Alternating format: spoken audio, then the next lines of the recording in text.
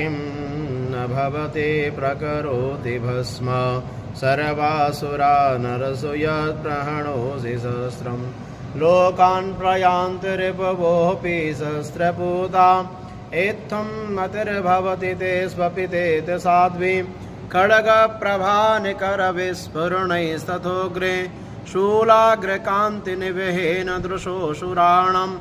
यन्नागता विलयमुन्सुमदिन्दुखण्ड योग्याननं तव विलोकयतां तदेतत्